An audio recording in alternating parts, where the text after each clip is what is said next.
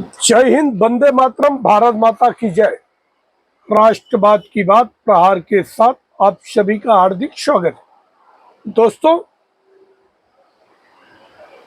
देश में एसआईआर प्रक्रिया हो रही है और एसआईआर प्रक्रिया का मतलब है कि वोटर लिस्ट की शुद्धिकरण, स्पेशल इन्वेस्टिगेशन रिव्यू।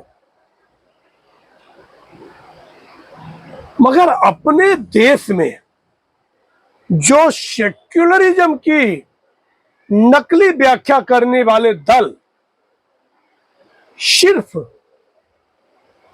मुस्लिम तुष्टीकरण करने के लिए देश में घुसपैठ, माओवाद, नक्सलवाद को बढ़ावा देने के लिए, अराजकता बढ़ाने के लिए ये लोगों ने जो क्षेत्रीय छत्र कांग्रेस से छिटक के पैदा हुए, वो चाहते हैं कि देश विखंडित हो जाए। मगर देश के लोगों को सोचना चाहिए। आज के युवाओं को जो जेएनजी के नाम से लोग संबोधित करते हैं, उनको अपने फ्यूचर के लिए, अपने बच्चों के भविष्य के लिए सोचना चाहिए। एक तरफ चाहे गल्फ कंट्री हो, डीप स्टेट हो, और चाहे यूरोपियन कंट्री हो, सब आपस में खून खराबे में खत्म होते जा रहे हैं। अभी जो बड़ी खबर आई है कि डोनाल्ड ट्रंप ने कहा कि रसिया कब्जा कर लेगा यूक्रेन पे। यूक्रेन ज्यादा दिन युद्ध नहीं कर पाए। ये क्या है कि मानवता ही मानवता के खिलाफ है, या जो नेतन्याहू के साथ हो रहा है, चाहे वो हमास हो, चाहे वो गाजा हो, चाहे फिलिस्तीन हो, चाहे ईरान हो, चाहे और भी कंट्रीज के लोग हो, मुस्लिम कंट्रीज हो, ये लोगों ने मिलकर एक व्यक्ति नेतन्याहू को, बेंजामिन नेतन्याहू, उनको टारगेट कर रहे हैं। मगर अकेला व्यक्ति अभिमन्यु की तरह लड़ रहा है। रिजल्ट क्या है? हमास खत्म हो गया, गाजा में सीज फायर हुआ, शर्तों पे हुआ।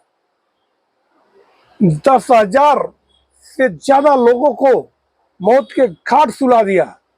केवल एक जिद थी कि चोरी से हमास वाले ने बंधक बना लिया था फिलिस्तीन के लोगों के लिए। मगर फिलिस्तीन ने कहा, एक भी खून का बदला मैं खून से लूंगा। उधर अफगानिस्तान, पाकिस्तान में पीपीटी, तहरीके पाकिस्तान, टीटीपी घुसते जा रहा है।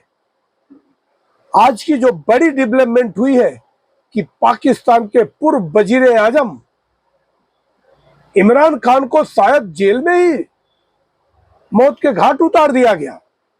कहां है लोकतंत्र? मतलब पाकिस्तानी पहले हिंदुओं को, सिखों को, बुद्धों को, ईसाइयों को जो 27% थे, आज 1%, 2% पे रख दिया। जबरन धर्म परिवर्तन करना, उनके जमीनों को कब्जा कर लेना, उनके मंदिरों को तोड़ देना। कहां है मानवता? कहां है मानवता? कहां है ह्यूमन राइट्स? मर गया।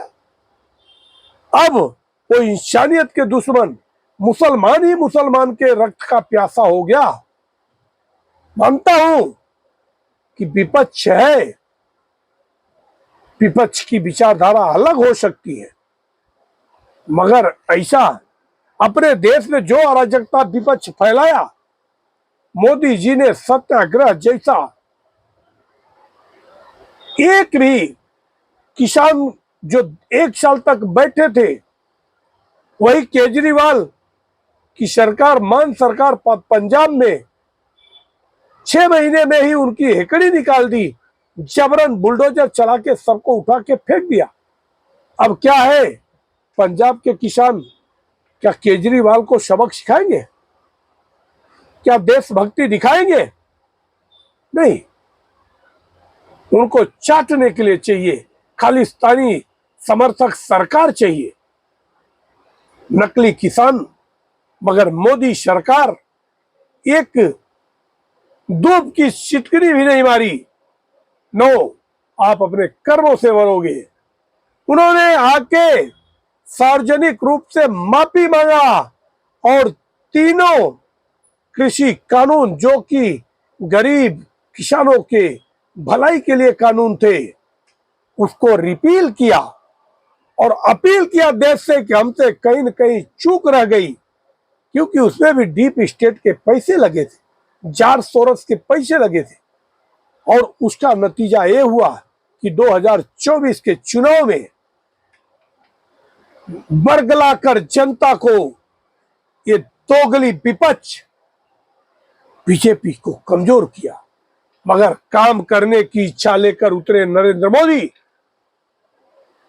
जरा भी चेहरे पे शिकन नहीं आई और एनडीए लेड सरकार बनाए और अपने सारे योग्य नेताओं को बड़े बड़े पद पे बिठाया और कहा कि हम फैसले वैसे लेंगे जैसा 2014 से लेते आ रहे, चाहे धारा 370 हो, चाहे ट्रिपल तलाक हो।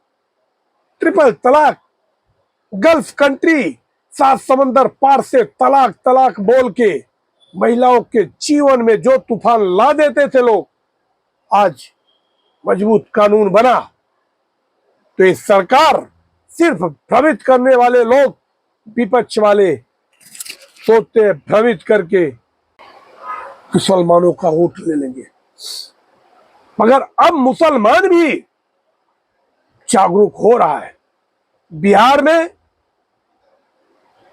ओवैसी पिछली बार एआईएम 5 सीटें जीती थी, 5 में से 4 तेजस्वी यादव ने खरीद लिए थे। मगर हिम्मत नहीं हारा, मुसलमान तबके की बात करने वाले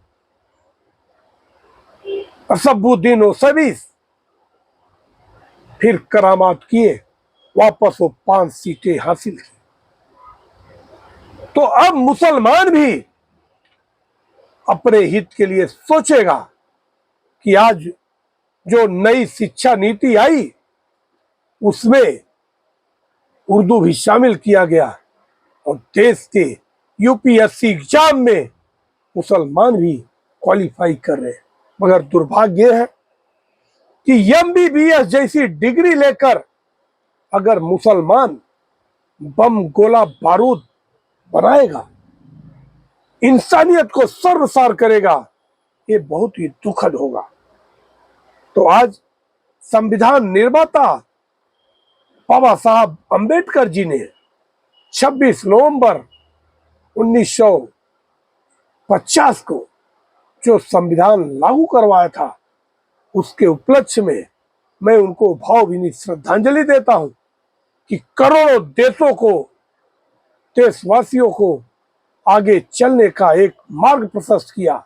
मगर अंबेडकर साहब ने कहा था आरक्षण महज 10 साल तक होना चाहिए। मगर आज आजादी के 75 साल गुजर जाने के बाद भी कोई रिव्यू नहीं करना चाहता है कि जो आरक्षण का लाभ ले चुका उसको आज आरक्षण मिल रहा है या नहीं मिल रहा है। जो दबे कुचले वंचित पिछड़े, उनके साथ मैं भी खड़ा हूं। मेरी भी संवेदना है कि देश में समानता का भाव हो और जो आज सबल हो गए, संपन्न हो गए, किसी भी बिरादरी के हो, उनको जैसे मोदी जी ने सामने से कहा था सब्सिडी छोड़ दो, तो हम जैसे लोगों ने आज तक सब्सिडी नहीं लिया, गैस सब्सिडी, वैसा जो सबल संपन्न हो गए उनको सब्सिडी, उनको आरक्षण छोड़ना चाहिए। और जो अपने भाई वंचित, पिछड़े, दलित, कुचले रह गए, उनके उत्थान के लिए उनको आरक्षण का लाभ मिलना चाहिए। ये मेरी आज के दिन सच्ची श्रद्धांजलि है। अगर आप लोगों को हमारा विश्लेषण अच्छा लगे, आप हमारे चैनल को सब्सक्राइब करें और लोगों तक शेयर करें।